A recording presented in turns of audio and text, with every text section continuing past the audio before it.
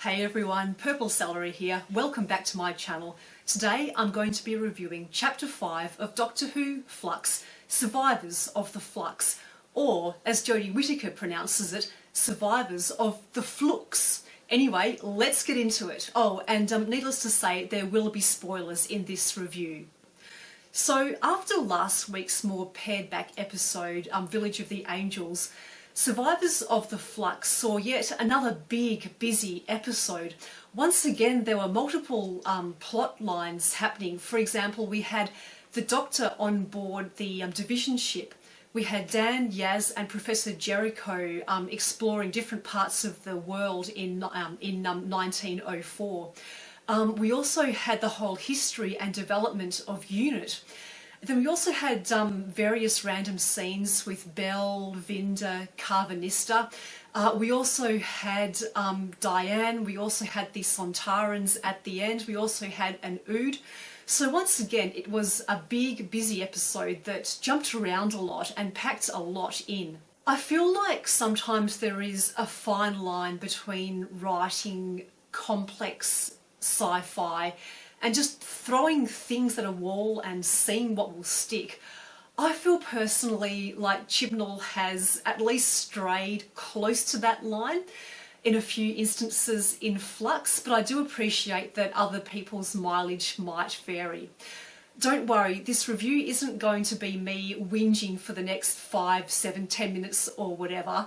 I am going to say nice things about this episode. So I'll start with the thing that I enjoyed the most, and that is the storyline which dealt with the history of UNIT. For me, that was the most strongly written storyline in Survivors of the Flux. So I wasn't expecting to see the Grand Serpent back. I really thought that he'd just be like a, one-off meanie character who made Vinda's life miserable in, Chapter 3, I think it was. So I definitely wasn't expecting to see him again. I wasn't expecting him to worm, his way into the whole history of UNIT. My favourite scene in this episode was the confrontation between Kate Lethbridge-Stewart and the Grand Serpent. I reckon Kate handled that like a total boss. It just showed how smart and prepared she is. I liked how she was wearing I think it was a psychic vest so that the Grand Serpent couldn't infiltrate her from within. I also liked how she'd investigated the Grand Serpent, because by that stage I was kind of thinking to myself, why hasn't anybody in UNIT noticed that this dude just pops up from time to time and he doesn't age one day? But then of course Kate kind of indicated that he'd taken great steps to cover his tracks. He'd doctored reports, but of course Kate, being Kate, saw right through him. So yeah, I enjoyed that scene and I was very impressed with KLS. I was a little bit, I guess, less enamoured with the scenes that showed the Doctor on the division ship.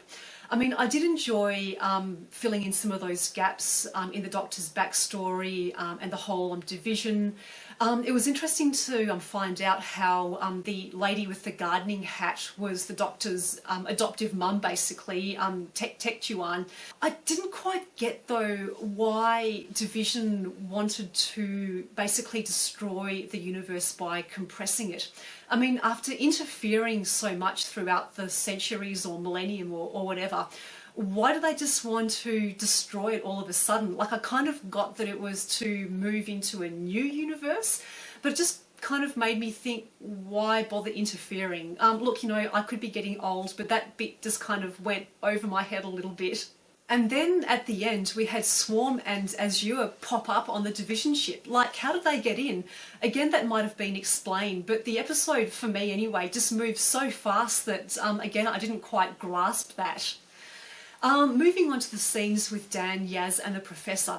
So the first thing that came to mind was, who is looking after poor little Peggy? I mean, she'd only be 13 in 1904? Anyway, I hope that she's found some nicer guardians. The scene with the guru in Nepal threw me off a little bit. I felt like tonally it was a little bit naff, didn't quite fit in with the rest of the episode. I did like the scene where they were leaving the message for Karvanista near the Great Wall of China. That, put a bit of a smile on my face. Too bad for them that Karvanista doesn't have a time-travelling spaceship. Having said that though, at least Carvanista got to see the message. It's good that in the intervening 117 years, no one decided to, I don't know, build a whole block of condos over the writing. I did also enjoy the camaraderie between Dan and Yaz. Clearly they've become good mates. One thing though that I'm kind of struggling with a bit over the course of Flux is the lack of screen time together between the Doctor and Yaz. One of the reasons why I love Doctor Who so much is seeing the interactions between the Doctor and her companions. Seeing them, you know, have adventures together, save each other's lives, learn from each other, be influenced by each other. We've hardly seen any of that with the Doctor and Yaz so far in this series, and I have really missed that a lot. While it was good to sort of, you know, see the hologram scene with Yaz in the ship's cabin, you know, her talking to the hologram of the Doctor, it just wasn't quite the same as the real thing. So I really hope in next week's episode of Flux that we do see them have some more time together. The whole Belle Vinda scenes, I mean, you know, meh. I'm not totally sold on those characters. I mean, yes, they're nice and brave and cool and whatever, but they just don't, I guess, grab my interest as much as the other scenes do. So, as you can probably see from this review and some of the ones before it, I am personally struggling a little bit with the pace and the complexity of Flux. I mean, 5 episodes into a 6-parter and I'm still grappling with a lot of unanswered questions. I still don't quite get the whole concept of, you know, space versus time. That's quite abstract. And then another question that I had in this episode was, what happened to Claire? She just kind of disappeared. However, I do appreciate that other people might feel differently. And as always, I love to hear your opinions and your comments. So please don't be shy to leave your thoughts and comments in the comments section below. Please like this video if you've enjoyed it, subscribe to my channel. Oh, and one last thing, I feel like overall this episode will be appreciated most by people who enjoy the lore of Doctor who enjoy finding out the backstory of the Doctor and Division. For me personally, it was still a little bit all over the place, so I would probably give this in total 7 out of 10.